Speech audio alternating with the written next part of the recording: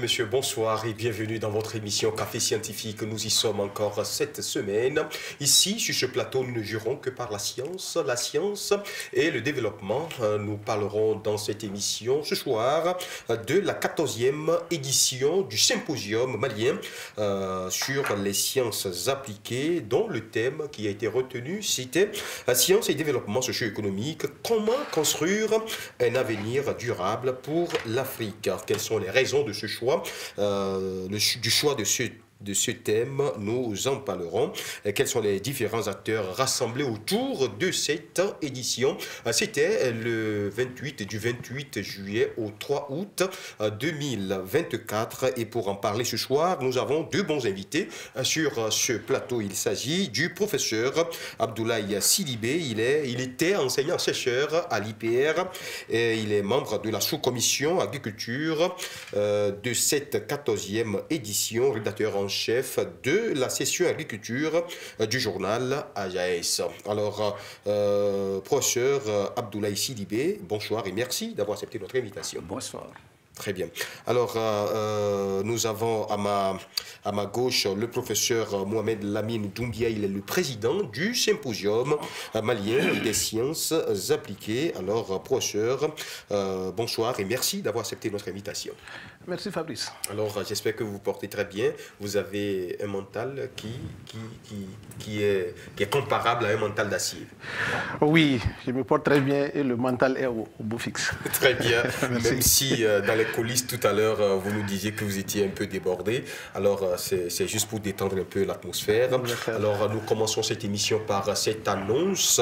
JSTM, journal scientifique et technique du Mali, qui porte cette émission Café Scientifique, devient Science et Société. Après près de 10 ans, sous le nom JSTM, le journal scientifique et technique du Mali, le journal annonce un changement de nom qui devient finalement Science et Société. Ce nouveau titre reflète une évolution visant à renforcer le lien entre science, technologie et réalité sociale. Science et Société élargira également sa couverture géographique pour inclure la Côte d'Ivoire, le Burkina Faso et d'autres pays de la sous-région, en reconnaissant l'importance croissante de la science dans le développement de l'Afrique de l'Ouest. Le journal est donc resté engagé à offrir des informations pertinentes, des analyses approfondies et des perspectives innovantes. À très bientôt pour la science, Science et Société, qui porte finalement une nouvelle vision plus élargie. Alors, vous avez un mot à dire sur cette annonce, puisque vous travaillez avec JSTM, ça fait un bon bout de temps. Oui, je pense que JSTM, c'est un partenaire privilégié de la Société malienne des sciences appliquées. Nous collaborons avec JSTM depuis plusieurs années, non seulement dans nos activités courantes, mais aussi dans la rédaction de revues scientifiques. Donc nous ne pouvons que souhaiter bonne continuation à JSTM sous ce nouveau nom, qui est Science et Société. Science et Société, oui, qui s'élargit aujourd'hui à la Côte d'Ivoire, au Burkina Faso et d'autres pays de la sous-région. Vous avez un mot à dire par rapport à ce changement de nom? Oui, ce changement de nom est le bienvenu, vraiment, parce qu'il faut voir l'importance que JSTM a eu à jouer. Très bien. Depuis très longtemps, donc, comme l'a dit le collègue Doumbia, JSTM a toujours travaillé avec AMSAS dans toutes nos activités scientifiques. Donc, si elle s'élargit, donc c'est une bonne chose. Merci beaucoup. Alors, revenons à nos moutons et revenons dans le vif du sujet. Ce qui nous rassemble ce soir, c'est la 14e édition du symposium malien sur les sciences appliquées, dont le thème, je rappelle une fois, science et développement socio-économique. Construire un avenir durable pour l'Afrique. Quelles sont donc les raisons de ce choix par rapport au thème? Bon, les raisons de choix, c'est qu'il faut comprendre d'abord au niveau de la Société malienne des sciences appliquées. Chaque fois que nous organisons une conférence, et plusieurs mois à l'avance, on convient d'un thème de la conférence. Donc par le passé, il y a eu différentes thématiques. Par exemple, en 2022, c'était sur l'environnement. Donc pour 2024, suite à une réflexion au niveau du comité d'organisation, on était arrivé à la conclusion que le thème science et développement socio-économique, construire un avenir durable pour l'Afrique, était un thème approprié, parce qu'aujourd'hui quand même les sciences sont à l'avant-garde, le développement économique sont à l'avant-garde, Et notre défi, c'est le développement de l'Afrique. Très bien. Alors, vous jurez qu'on ne peut qu'avoir le développement de l'Afrique à travers la science. La science et la technologie, oui. Très bien. Merci. Alors, professeur Abdoulaye Sidibé, vous avez la même conviction par rapport aux raisons de ce choix? Oui, effectivement, ce choix, il est venu. Comment est-ce qu'il est venu? Et chaque année, sinon chaque session, nous cherchons d'abord à faire des réunions. Après les réunions, on choisit, en fonction des différentes thématiques, on choisit maintenant le thème. Et pour cette session, le thème est tombé sur ça, effectivement. Et pour qui le sait, hein, la recherche et le développement, voici deux choses qui partent de pair. On ne peut jamais se développer sans passer par la science. Ça, c'est mon point de vue. Alors, pour d'aucuns, quand même, le monde scientifique, vous vous rassemblez. J'espère que ce n'est pas seulement du bavardage et que ce qui est sorti de cette 14e édition sera mis en application réellement. Oui, bien sûr, parce que c'est vrai que c'est une conférence scientifique, mais c'est une conférence scientifique qui englobe différentes thématiques. L'agriculture dans sa grande dimension, avec élevage, pêche, biologie, biotechnologie, biochimie, sciences fondamentales, sciences appliquées, sciences économiques, sciences sociales.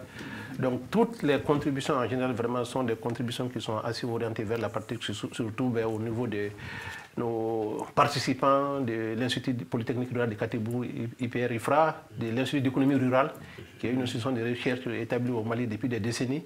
Donc les résultats de ces recherches-là, effectivement, sont des recherches qui sont appliquées, qu'on peut voir les résultats sur le terrain. Souvent même, c'est des résultats du terrain qu'on amène pour présenter à la communauté scientifique. Très bien. Alors, quels sont les différents acteurs rassemblés autour de cette 14e édition? Oui, la question, oui. Bon, donc, au niveau de cette édition, eh bien, il y a eu beaucoup d'acteurs. Et les acteurs, bon, il y a eu d'abord les grands scientifiques, les scientifiques au niveau national. Comme l'a dit Doumbia tout de suite, bon, on a parlé de l'Institut Polytechnique rural de Katibou, l'IPR-IFRA, on a parlé de l'IR, l'Institut d'économie rurale, du LCV, le laboratoire central vétérinaire, mais sans oublier les universités. L'Université de Ségou, l'Université, la FST, bon, l'Université, comment dire, les techniques, l'USTTB. Donc, il faut se dire que vraiment, c'était tous les scientifiques, de façon générale, qui étaient rassemblés pour cette cause. Très bien. Bon, et ensuite, sans oublier qu'il y avait la diaspora. La diaspora était très bien représentée. Et les Maliens qui sont à l'étranger, les chercheurs, les enseignants, ils sont venus pour essayer de rehausser, comment dirais-je, l'image de cette session. Très bien. Alors, il y a beaucoup qui sont venus de la diaspora, comme le professeur Sidibé le dit. Oui. Alors, pourquoi vous avez inclus le monde scientifique en fait, de la diaspora? Ben, en fait, de façon générale, quand on parle de conférences scientifiques internationales, parce que quand même, n'oublions pas que le MSA, c'est à sa 14e édition, c'est une conférence qu'on organise depuis 2000. Donc déjà 24 ans. Donc quand même aujourd'hui nous avons une dimension internationale de cette conférence-là. Ça regroupe non seulement les Maliens de l'intérieur, les chercheurs et enseignants-chercheurs maliens de l'intérieur, mais aussi des Maliens de la diaspora et beaucoup d'autres participants qui ne sont pas des Maliens, qui sont presque sur tous les continents, en Amérique, en Europe, qui participent aussi en Asie, qui participent aussi à cette conférence-là en tant qu'auteur de communication. C'est vrai que cette année, avec la situation sécuritaire, on n'a pas eu beaucoup d'invités non maliens, mais de façon générale, là, si vous regardez un peu nos contributions, sur les 150 communications qui ont été acceptées, évaluées et publiées pendant la conférence, nous avons 500 auteurs au total, et parmi ces 500 auteurs-là, on a des participants de plus de 20 pays. Plus de 20 pays. Plus de 20 pays. Très bien. Alors, comment est-ce que, ça c'est une question intermédiaire, c'est comment est-ce que cette édition est financée? Comment est-ce que vous avez eu le financement? Est-ce que l'État vous a accompagné? Bon, d'habitude, il faut quand même le reconnaître que depuis le début du symposium malien sur les sciences appliquées, nous avons toujours de l'accompagnement de l'État, que ce soit la présidence de la République, que ce soit la primature, que ce soit d'autres ministères, enseignement supérieur et recherche scientifique malien établi à l'extérieur, le département ministériel aussi, qui nous appuie. Cette année, ça a été quand même assez difficile vu la situation économique du pays. Donc nous avons eu des appuis, par exemple en nature, par exemple le CNU nous a facilité l'hébergement des conférenciers qui sont venus à l'extérieur. Le CNU a mis à notre disposition les moyens de transport pour rallier la ville à la cité universitaire de Kabbalah. Mais on a aussi tablé cette année, vu vraiment la situation économique difficile au niveau des ministères, on a tablé aussi sur d'autres façons de financer, y compris des sponsors privés. Donc cette année, nous avons eu la chance de trouver un commanditaire privé qui s'appelle Blue Sky Negos, qui a été vraiment notre principal partenaire financier pour l'édition 2024. Très bien. Alors, vous avez forcément ou certainement rencontré quelques défis dans l'organisation de cet événement scientifique. Alors, parlez-nous un peu de ces défis, professeur Sidibé. Bon, comme il l'a dit tout de suite, hein, nous avons eu quand même l'aimabilité d'avoir le soutien à partir de, comment dirais-je, Blue Sky. Et il faut le dire aussi ici, bon, il y a le CFD, le CFP qui nous a beaucoup, le centre professionnel, qui nous a beaucoup sponsorisé, qui nous a quand même beaucoup aidé, ça il faut le reconnaître. Mais comme défi, moi je dirais toujours que bon, on peut participer, on peut parler d'une insuffisance des ressources. Les ressources humaines? Non, pas des ressources humaines, les ressources financières surtout. Parce que le début n'a pas été facile, comme il a dit. Ça n'a pas été du tout facile. Donc, il y a eu des problèmes au niveau des ressources, parce que cette année, vraiment, le gouvernement, vu l'état actuel dans lequel se trouve le pays, bon, le gouvernement n'a pas pu faire d'habitude comme ce qu'il faisait. Sinon, d'habitude, il faisait beaucoup, mais cette année, quand même, il n'a pas beaucoup fait. Donc, on est resté entre les différents sponsors. D'une façon générale. Donc, et bon, sans oublier aussi les quelques cotisations qui sont rentrées. Il y a quelques cotisations qui sont rentrées. Bon, les frais d'inscription. Les frais d'inscription. Donc, il faut tenir compte de ça. Très bien. Voilà les quelques ressources qu'on a eues pour faire le travail. Voilà. Alors, parlant des défis que vous avez rencontrés, certainement que les résultats, les gens sont venus aussi présenter les résultats de leurs recherches qu'ils ont obtenus. Est-ce qu'on peut avoir rapidement quelques résultats, au moins un ou deux, de ceux qui ont été présentés sur les sciences appliquées? Bon, je préfère ne pas en parler. Dans la mesure où je risque d'être injuste. Mais juste pour vous montrer un peu, par exemple, dans le domaine de l'agriculture, il y a des collègues qui ont présenté des résultats de travail sur les biofertilisants. Dans le domaine de la pharmacopée traditionnelle, on a des participants qui ont présenté des résultats des plantes médicinales qui sont aujourd'hui utilisées dans la recherche pour produire des médicaments. Dans le domaine des sciences économiques, on a des participants qui ont présenté des résultats de recherche en rapport avec tout ce qui est l'utilisation des technologies de l'information dans l'enseignement. Donc quand même c'est très diversifié. Donc si on veut citer un seul, on risque d'être un peu injuste. Injuste, oui. Vous voulez ajouter? Oui, bon, là ce que je peux ajouter, c'est que bon, même au niveau de l'élevage, il y a eu beaucoup de résultats positifs, vraiment qu'on peut appliquer directement sur le champ. Par exemple, il y a eu l'élevage des poissons. Donc là, vraiment, c'est quelque chose qui est très intéressant et qui est productif, qui est rentable. Et en plus de ça, il y a eu la production des œufs pour lutter contre le sida des poules. Oui, le sida. Donc vraiment, ça, c'est des choses qui sont très intéressantes. Voilà. Donc les résultats, il y en a plein, Donc pour ne citer que ceci, là seulement. Ok, nous parlons du résultat, en termes de résultats, résultats. Normalement, ce que vous avez prévu, est-ce que à la base, vous l'avez eu? En termes de résultats attendus et résultats obtenus par rapport à l'organisation de cette 14e édition, est-ce que les flux ont tenu leurs promesses? Oui, je pense que oui, parce qu'en fait, ce qu'il faut comprendre dans le processus d'organisation, quand même, c'est ce que nous voyons pendant la semaine de la conférence qui est en fait la phase finale. Vous voyez, là, pour l'édition 2024, nous avons commencé les préparatifs depuis le mois de septembre, octobre 2023. Donc on lance l'appel à communication aux auteurs, aux personnes intéressées. Donc c'est des anciens chercheurs, c'est des chercheurs, c'est des professionnels de l'industrie qui nous envoient en fait des contributions scientifiques sous forme de résumés, sous forme de papiers. Donc ces papiers sont analysés pendant des semaines, pendant des mois par des experts pour regarder un peu quel papier est bien fait, qu'est-ce qui est moins bien fait. Et suite à ça, maintenant, on envoie des commentaires aux auteurs pour bonifier leurs papiers, pour bonifier leurs articles. Donc c'est ce qui fait que très souvent, oui, quand les qualités ne sont pas là, nous on rejette dès le départ. C'est les meilleurs qui sont retenus et ce sont ces meilleurs-là qui sont présentés pendant la conférence. Donc oui, les résultats sont vraiment au niveau vraiment de nos attentes. Très bien, ouais. Merci beaucoup. Alors, nous parlons maintenant, on revient à la thématique, sciences et développement socio-économique. Alors, quelles sont les dynamiques du développement en Afrique? Dans les questions que nous avons posées, quelles sont ces dynamiques du développement en Afrique? Bon, ici, pour la dynamique, il faut se dire que d'abord, la dynamique peut être considérée comme étant l'ensemble des forces orientées vers le développement. Okay. Ça, c'est ce qu'on appelle, la dynamique peut être définie ainsi. Mais quand on prend le Mali, il faut se dire que, bon, il faut une prise de conscience par la population. Par la population elle-même? Oui, par la population elle-même, une prise de conscience pour pouvoir exécuter exactement eux-mêmes les travaux. Bon, il faut se dire aussi qu'aucun pays ne vient développer un autre pays.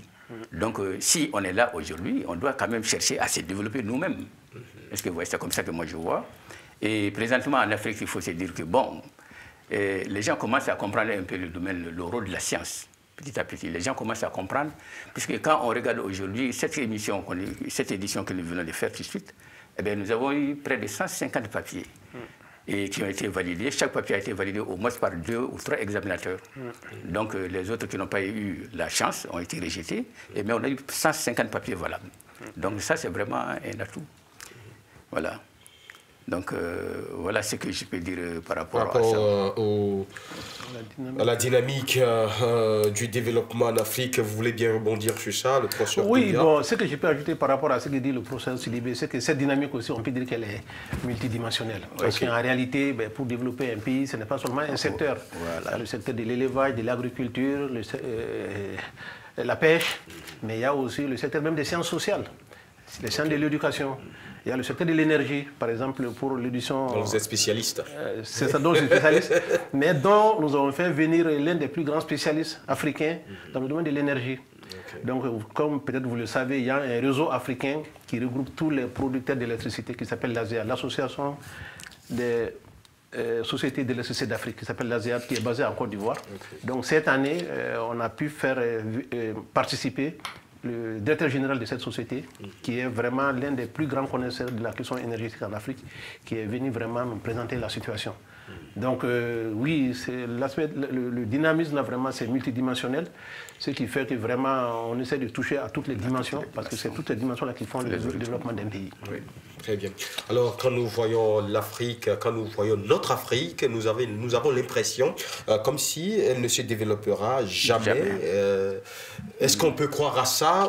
Quels sont les différents obstacles majeurs liés à notre développement? Pourquoi on est toujours sous-développé? Pourtant, nous avons des têtes. Oui, effectivement, là, vous avez parfaitement raison. L'Afrique a vraiment du talent. Et l'Afrique a les moyens de se développer. Mais ce qui est un peu gênant dedans, c'est que, bon, tout doit passer par la recherche normale, la recherche scientifique.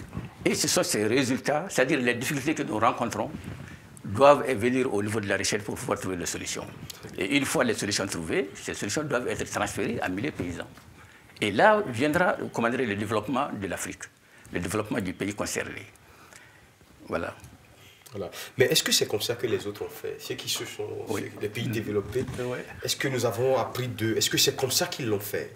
Bon, je pense que oui. C'est-à-dire qu'il faut quand même rester un peu positif, dans le sens que, moi je dis ça souvent dans les échanges avec les collègues, avec les gens, 60 ans, c'est beaucoup dans la vie d'un homme, mais 60 ans, ce n'est pas beaucoup dans la vie d'un pays, d'une nation. Si on regarde la situation des pays africains en 1960 à aujourd'hui, on peut se rendre compte qu'il y a beaucoup de choses qui ont été faites. C'est des pays souvent où on n'avait presque pas d'ingénieurs dans des pays. Ouais. À l'indépendance du Mali, on peut compter le nombre d'ingénieurs sur le bout des doigts. Aujourd'hui, on a des milliers et des milliers d'ingénieurs. Si on prend le secteur de l'énergie, très souvent qui est même un secteur critique dont on parle beaucoup au Mali ou en Afrique, quand on regarde les statistiques, on va se rendre compte même dans certains cas que le nombre de populations africaines n'ayant pas accès à l'électricité ne baisse pas. Mais ce n'est pas parce que ça ne baisse pas qu'il n'y a pas de progrès. C'est que le taux de croissance de la population, la demande évolue très vite, plus souvent que les investissements.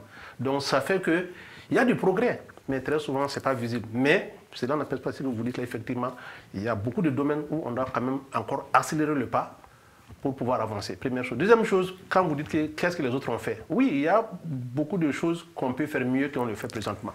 Mais il y a aussi même des secteurs où on peut ne même pas dupliquer ce qu'ils ont fait. Je prends un exemple. Si on prend dans le domaine des télécommunications.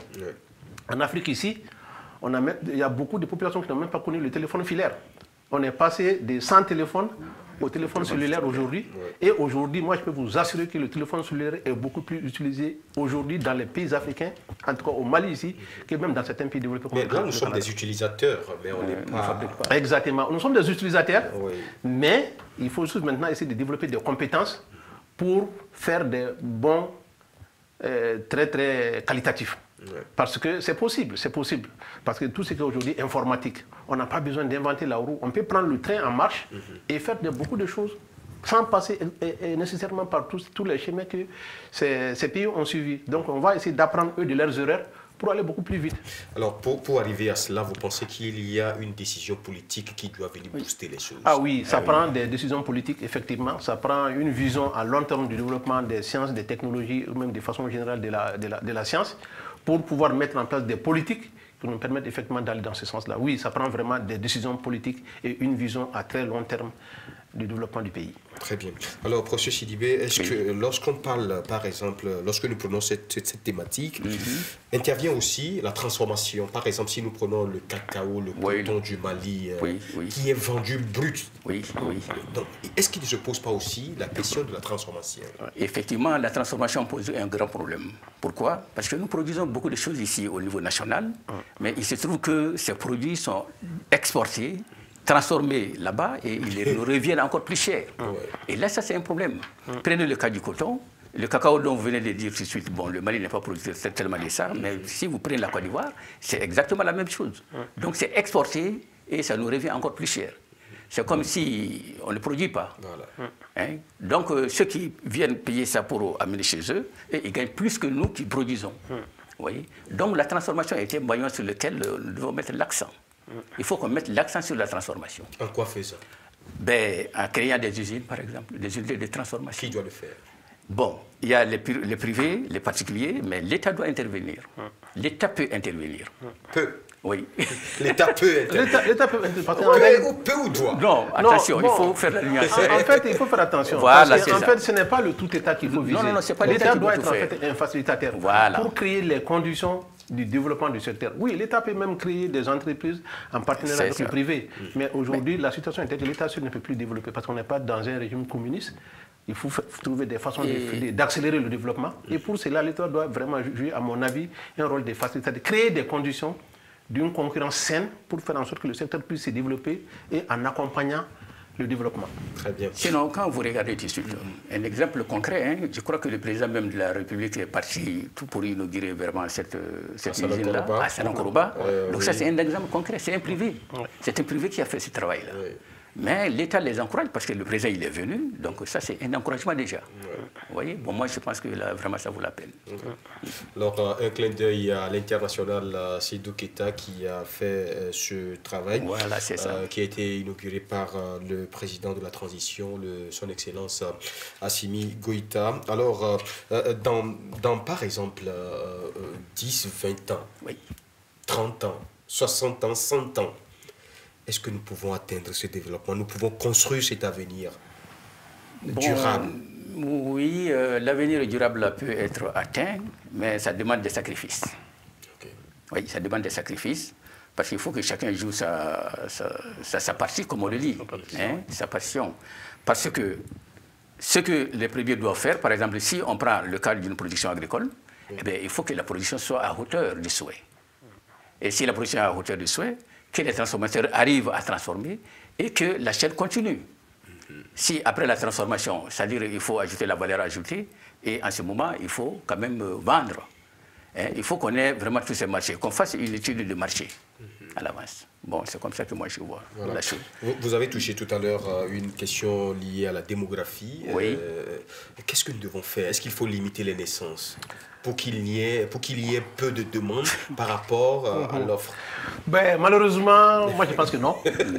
Parce qu'en fait, ce que les gens ne comprennent pas, c'est que la population est une richesse.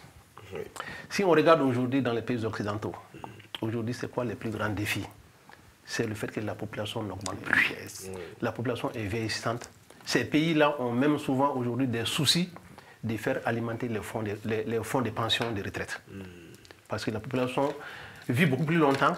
Il n'y a pas beaucoup de naissances, il n'y a pas beaucoup de jeunes. Donc, ça fait qu'ils ont de sérieux problèmes. Nous, on a cette richesse-là que nous avons beaucoup de jeunes. Donc, moi, je vois la jeunesse et la population comme une richesse. Vous n'allez voir aucun pays qui se développe sans population. La population, c'est une richesse. Il faut créer les conditions pour mettre au travail cette population-là, en particulier les jeunes. C'est ça qu'il faut faire. Mais la population, à mon avis, c'est une richesse. Alors, qu'est-ce que vous répondez par rapport à cette thématique? Aujourd'hui, certains pensent qu'il faut, vous l'avez évoqué, ministère de l'Éducation par exemple, qu'il faut plutôt former dans les séries scientifiques, plus former dans les séries scientifiques que les séries littéraires, par exemple. Qu'est-ce que vous répondez? Oui, je pense que dans le cas du Mali, effectivement, il y a aujourd'hui quand même un grand déséquilibre. Parce que si on regarde un peu les séries littéraires là sont bondées d'étudiants. Les séries scientifiques, il y a beaucoup moins d'étudiants.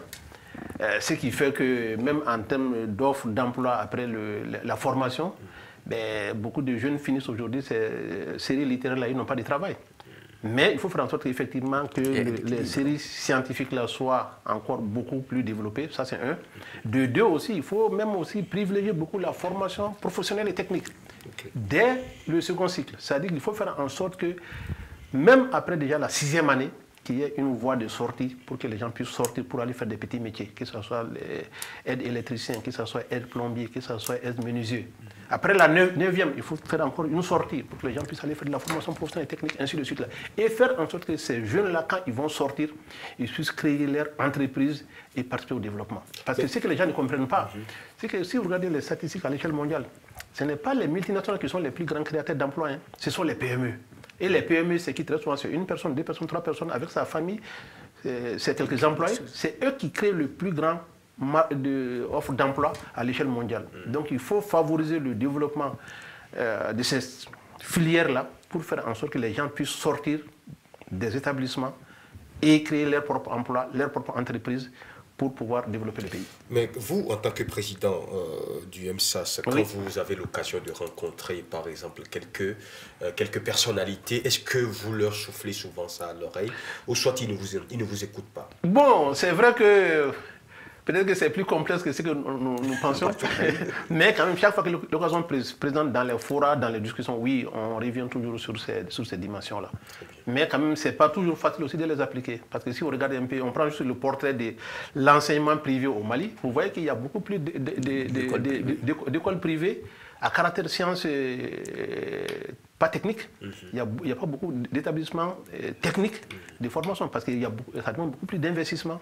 Ça demande beaucoup plus de ressources. C'est pourquoi beaucoup s'orientent vers des filières où ça te prend seulement une salle de classe et puis des tables bancs. Alors, professeur Sidibé, lorsque nous parlons du développement durable, qu'est-ce que nous pouvons comprendre par développement durable? Bon, le mot développement durable, d'abord, moi, je lis ça directement à la science.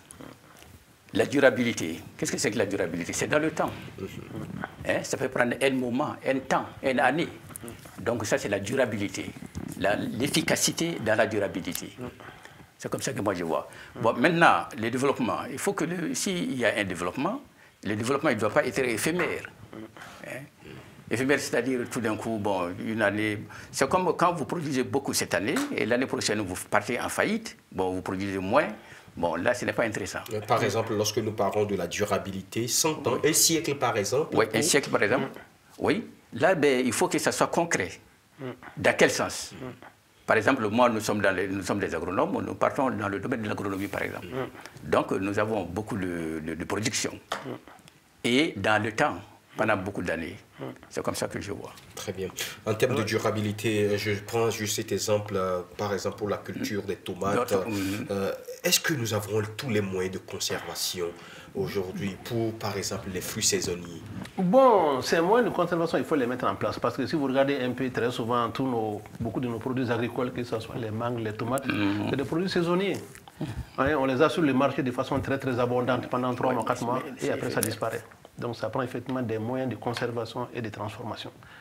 Ça prend ça maintenant. Pour l'autre dimension de la durabilité, pour compléter ce que le professeur Sidibé disait, c'est que ça, c'est... si on prend par exemple juste le secteur agricole, aujourd'hui, pour faire les fertilisants, on utilise beaucoup de produits chimiques. Dans le MSAS, il y a des gens qui ont présenté sur des biofertilisants. Comment faire en sorte qu'on puisse produire la même quantité, mais en n'utilisant pas des produits chimiques, mais des produits qui sont naturels? Ou bien, par exemple, dans le secteur de l'énergie dont on a parlé tantôt, ben, au lieu de produire de l'énergie avec des carburants fossiles qui polluent, qui coûtent cher, ben, on va aller vers des énergies renouvelables. Donc ça, c'est quand même l'aspect dimension de la durabilité, souvent aussi qu'il faut tenir compte. Donc faire plus ou bien de façon égale, mais avec des ressources qui préservent notre planète. Voilà. Nous tous, nous savons, comme vous voulez intervenir. Oui, c'est-à-dire c'est par rapport à la durabilité toujours. Parce que quand nous produisons, il faut qu'on transforme. Et il faut transformer. Et cette transformation, si on prend par exemple l'exemple que vous avez donné tout de suite, c'était la tomate. Et la tomate, la mangue, le tamarin, ceci, cela. Quand vous regardez, la première usine même du Mali, eh bien, ce n'est pas la briqueterie de Banyambougou. La première usine du Mali, c'était la Sokouma de Baguineda. Et cette Sokouma était là pourquoi? Elle était là pour la transformation des fruits et légumes. Est-ce que vous voyez? Donc, le gouvernement, l'État a pensé vraiment à cette transformation depuis longtemps, mais avec le changement des différents gouvernements, ceci, cela, il faut qu'on se le dise. Bon, peut-être qu'il y a certaines usines qui ne fonctionnent pas. Et c'est ça qui pose problème. Partez tout de suite au Wolida, comme on le dit, derrière le ministère... derrière la direction nationale de l'agriculture, à côté de l'IR, là, vous allez voir des tomates pourries. Parce que les gens, ils viennent souvent, si ce n'est pas acheté, ils ne peuvent plus les ramener à la maison. Donc, si on a un moyen de faire la transformation correcte, et puis ça peut se conserver et ça aura de la valeur ajoutée. Exactement. La valeur ajoutée en ce moment. Moi, je pense que c'est ça. Oh, très bien, merci. Alors, si vous venez de nous rejoindre, nous sommes dans l'émission Café Scientifique. Nous y sommes encore cette semaine et c'est pour parler de la science. Science et développement socio-économique. Construire un avenir durable pour l'Afrique. C'est le thème de la 14e édition du symposium malien sur les sciences appliquées. C'est cette thématique qui nous amène ce soir. Alors, parlons de la recherche scientifique, professeur Doumbia. Alors, comment est-ce que les recherches scientifiques peuvent contribuer à développer un pays? Bon, les recherches scientifiques peuvent contribuer à développer un pays de plusieurs façons. Parce qu'en réalité, vous savez, on est dans un monde qui est compétitif. Aujourd'hui, vous produisez un produit, quel que soit le produit, en 2024, si vous restez sur ce produit-là tel qu'il est fait en 2024, je pense que dans 5 ans, un compétiteur va vous damer le pion. Donc la seule façon de maintenir la cadence, c'est à travers la recherche et l'innovation. Donc la recherche, elle est nécessaire pour aujourd'hui vraiment continuer à améliorer, non seulement pour faire des nouveaux produits, créer des nouvelles idées, mais aussi même les produits et les idées qui existent aujourd'hui, il faut continuer à les améliorer. Et c'est la recherche qui permet de faire ça. Très bien. Alors, professeur Sidibé, les chercheurs scientifiques aussi se plaignent souvent, comme quoi il n'y a pas assez de fonds pour faire la recherche. Oui, ça vous avez parfaitement raison. Vous êtes aujourd'hui à la retraite, mais quand vous étiez encore à l'œuvre, est-ce que c'était votre cas? C'était le cas, exactement, parce que bon, il n'y a pas de différence, c'était le cas. Mais ce problème-là, il est un peu inhérent à tous les stades, à tous les stades. Vous faites votre projet de recherche tout de suite, et bien vous allez voir d'abord que le montant est très élevé, ou bien le montant est moyen, ou bien il est peu. Mais qu'est-ce qui blesse? Où trouver la source de financement? Généralement, tout le monde se base sur l'État. Bon, il y a des organisations qui donnent vraiment des bouts, qui donnent des financements aux projets, mais ça dépend de leur thématique, de là où ils veulent aller. Est-ce que vous voyez? Par exemple, on vous finance, c'est parce que votre projet est dans leur canevas. Ce que vous faites les intéresse. Mais si ça ne les intéresse pas, il ne faut pas financer. Sinon, il y a des financements extérieurs, par exemple. Le professeur Doumbia est au Canada, il sait qu'au Canada, aux États-Unis, il y a beaucoup d'organisations qui ne font que financer les projets de recherche. Mais est-ce que nous, en tant qu'Africains, nous avons la main pour avoir ces financements? Ça dépend maintenant s'il y a tout d'abord les relations, et après les relations, il faut avoir, comment dirais-je, leur centre d'intérêt. Si ton projet ne touche pas à leur centre d'intérêt, ils ne vont pas te financer. Et ça, c'est parfaitement normal. Très bien. Et je voudrais un peu ce que le professeur Doumbia a dit, effectivement, par rapport à la recherche. Effectivement, quand on parle de recherche, il y a et les innovations, il a dit, il y a et les inventions, les créations. Donc, il ne faut pas qu'on oublie ça. Tout ça, ça part ensemble. Et ce sont ces résultats qui sont, une fois appliqués sur le terrain, ces résultats aboutissent au développement. Très bien. Voilà. Alors, cette question, quand même, ça revient tous les jours. Ah oui. La recherche scientifique, le financement de la recherche scientifique et tout. L'État, quand même, ne peut pas tout faire. Mais aujourd'hui, si une organisation internationale finance un projet, est-ce que il ne guide pas, ou bien elle ne guide pas aussi, les résultats ne seront pas biaisés par endroit? Bon, oui, non.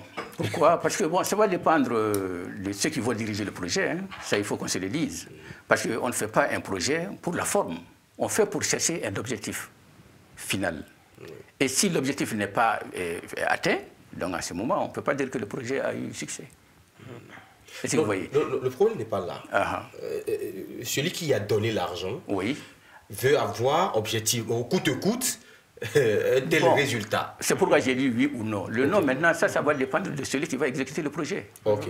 Ah oui, celui qui va exécuter le projet, bon, s'il veut, il va s'aligner du côté du bailleur pour ne pas perdre son financement. Ça.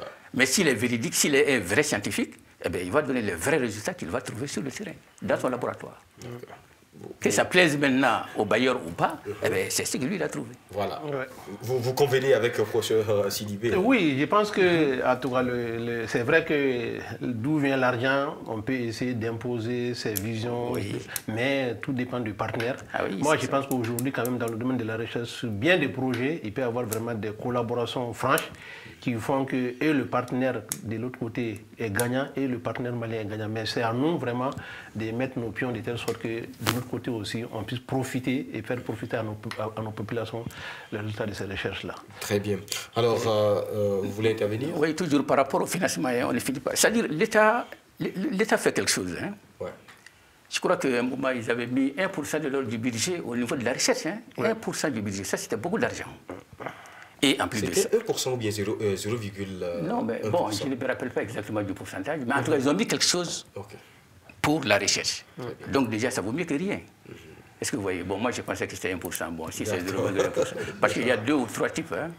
Bon, en plus de ça, bon, je crois qu'il y a le CNRSC qui est là, qui donne le FCRIT. Avec le FCRIT, par exemple. Tout ça, c'est l'État. Donc, ce n'est pas comme si le terrain est vierge. Le terrain n'est pas vierge. Seulement que, bon, peut-être qu'il y a beaucoup de chercheurs, mais on cherche toujours à augmenter ce nombre de chercheurs. Sans compter même qu'à mon avis, juste pour faire un petit ajout par rapport à ça, l'État peut être aussi juste un facilitateur. C'est-à-dire que ce n'est pas nécessaire que tout l'argent vienne de l'État. L'État peut créer, par exemple, des conditions, même pousser les entreprises privées à supporter la recherche. Si l'État dit, par exemple, telle entreprise, quand vous supportez des chercheurs, en fin d'année fiscale, c'est là où vous faites telle déduction. Donc il y a des mécanismes vraiment qu'on peut mettre en place pour pousser certains secteurs à travers les entreprises, sans même que ce soit l'argent de l'État. C'est juste une question de politique de recherche. Voilà. Donc il faudrait aussi que ça soit peut-être une priorité pour, l'État avant qu'il ne le fasse. Maintenant, comment élaborer une stratégie de développement de la recherche en Afrique? Bon, ça c'est une question quand même qui est assez vaste, mais pour faire une stratégie de développement de la recherche en Afrique, il faut d'abord qu'on définisse très bien nos priorités. Parce qu'on ne peut pas tout faire en même temps. Donc il faut qu'on définisse nos priorités. On sait aujourd'hui que l'agriculture, c'est un secteur vraiment qui est nécessaire, parce qu'on ne peut pas développer un pays où les gens ne mangent pas à leur faim. Donc, à mon avis, l'agriculture doit être un secteur prioritaire. Prioritaire. Maintenant, en dehors de l'agriculture, on peut ajouter d'autres choses, l'éducation, la santé. Mais je pense qu'il faut qu'on commence vraiment par l'agriculture pour que la population puisse bien manger et manger à sa faim avant de commencer à penser à d'autres choses. Très bien. Donc, effectivement, comme le professeur l'a dit, hein, il faut commencer quand même à cibler des secteurs qui sont clés pour le développement. L'agriculture, quand même, quelqu'un qui a faim, il ne verra pas le clavier de l'ordinateur. On est d'accord? Bon, mais moi, je vois que, bon, là encore, dans ce système-là, on peut orienter le système éducatif. Okay. Oui, il faut quand même penser à orienter le système éducatif vers les sciences et pour avoir beaucoup de pourcentage, quoi. Pour beaucoup de pourcentage. Ça, c'est un premier point. Et en même temps, chercher à stimuler les chercheurs qui sont dans ce domaine-là. Il faut stimuler les chercheurs. Vous voyez? Et améliorer, bien sûr, les conditions de vie. Parce qu'il y a un chercheur qui va chercher son prix de condiment d'abord avant de venir au laboratoire. Eh bien, je crois que même assis au labo, bon, il va penser peut-être autrement. Est-ce que vous voyez? Moi, je crois qu'il y a lieu de voir ces trois points. Améliorer les conditions de vie, surtout des scientifiques chercheurs qui sont là. Très bien. Voilà. Merci. Alors, pour appuyer ce que mes invités ont dit, alors Jean-Paul Sartre dit que peut la littérature devant un enfant qui meurt de faim. Alors, vous comprenez avec moi que le secteur agricole est un secteur à privilégier, ça doit faire partie des secteurs clés et des priorités. Alors, nous tendons vers la fin de cet entretien. Alors, 14e édition du symposium malien sur les sciences appliquées. Qu'est-ce que nous pouvons retenir à la fin de cette, en fait, à la fin de cette édition? Qu'est-ce que nous devons retenir? Bon, dans l'ensemble, d'ailleurs, nous avons tenu notre première réunion samedi dernier pour faire le point sur l'organisation de la conférence, la 14e édition. Nous, en tant que société scientifique, en tant qu'organisateur, nous sommes très satisfaits de l'organisation.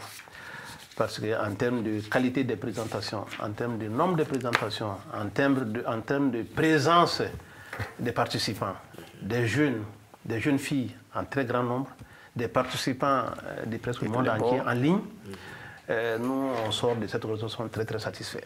Très bien. Voilà.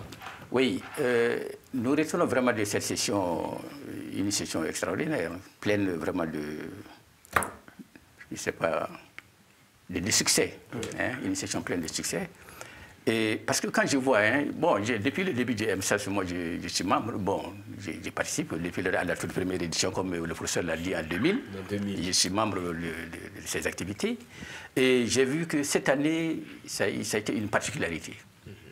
Pourquoi une particularité? Les autres années, ça a réussi, ça a réussi. Une particularité cette année, pourquoi? Parce qu'on a eu près de 150 papiers, plus de 500 auteurs. Le président, il est là, le professeur est là, donc c'est une première, à ma connaissance. Et là, sur les présentations, il n'y a pas eu d'absence. Tous les papiers ont été présentés ou en présentiel ou en ligne. Donc pour moi, ça, c'est un grand succès. Donc voilà ce que je retiens de cette session. Très bien. Alors, dernier virage de cette émission, nous allons faire un tour de table rapidement. Professeur Doumbia, je rappelle que vous êtes le président du symposium malien des sciences appliquées. Vous vivez au Canada. Votre mot de la fin? Ben, le mot de la fin, d'abord, c'est de remercier on va dire JSTM, l'ancien JSTM. Sciences et Sociétés. Sciences et Sociétés. Oui. Ainsi que tous ces auditeurs pour vraiment la collaboration que vous menez avec la Société malienne des sciences appliquées depuis plusieurs années. Et souhaiter que tous les efforts que vous êtes en train de faire, que nous sommes en train de faire de notre côté, puissent apporter des fruits. Et ces fruits-là, que ça soit profitable à nos populations pour le développement de notre pays, de notre continent. Très bien. Merci beaucoup, professeur Abdoulaye Sidibé. Je rappelle que vous étiez enseignant-chercheur à l'IPA-IFRA, alors membre de la sous-commission agriculture de cette 14e édition. Alors, votre mot de la fin? Oui, tout d'abord, mes mots de la fin ne sont que des mots de remerciement. Le tout premier remerciement va à votre endroit. Merci. Vous qui avez permis vraiment de visualiser tout ça, là, toutes nos activités qui seront portées à la connaissance du public. Et ensuite, je remercie vivement mon président du comité local, nommément M. Bakary Sako. Je remercie le coordinateur des activités, qui est vraiment fourré au boulet à tout moment, le professeur Seydou Fad. Sans lui, peut-être que sans ceci-là, moi je ne serais pas là aujourd'hui pour essayer d'intervenir. Effectivement. Bon, je crois que donc, ça, c'est une question de confiance. Et vraiment, je ne peux que vous remercier et vous dire que vraiment, tout va bien pour le moment. Merci. Et un dernier mot pour dire encore un très grand merci à notre commanditaire principal cette année qui est Blue Sky Négoce, qui nous a permis vraiment de tenir avec succès la 14e édition du symposium malien sur les sciences appliquées. Merci à tous nos sponsors. commanditaire. Très bien. Alors, mesdames et messieurs, nous sommes pratiquement à la fin de cette émission. J'étais avec le professeur Abdoulaye Sidibé. Il était enseignant-chercheur à IPR, membre de la sous-commission agriculture de cette 14e édition. Et le professeur Mohamed Lamine Doumbia. Il est le président du symposium malien des sciences appliquées. Avant de prendre congé de vous, nous allons vous faire part de cette annonce. JSTM, Journal scientifique et technique du Mali, devient Sciences et Société. Après près de 10 ans sous le nom JSTM, Journal scientifique et technique du Mali, le journal annonce un changement de nom pour devenir Sciences et Société. Ce nouveau titre reflète une évolution visant à renforcer le lien entre science, technologie et réalité sociale. Sciences et Société élargira également sa couverture géographique pour inclure la Côte d'Ivoire, le Burkina Faso et d'autres pays de la sous-région, en reconnaissant l'importance croissante de la science dans le développement de l'Afrique de l'Ouest. Le journal reste engagé à offrir des informations scientifiques pertinentes, des analyses approfondies et des perspectives innovantes. À très bientôt dans Sciences et Société. Alors, mesdames et messieurs, cette édition s'achève ainsi. Merci à vous de l'avoir suivi. Très bonne suite de nos programmes sur Alafia TV. C'était une collaboration du journal scientifique et technique du Mali qui devient aujourd'hui Sciences et Société avec la télévision Alafia captée sur Canal+ 235. On se revoit la semaine prochaine pour d'autres aventures. D'ici là, prenez soin de vous. C'est Dieu qui demeure fort. Merci.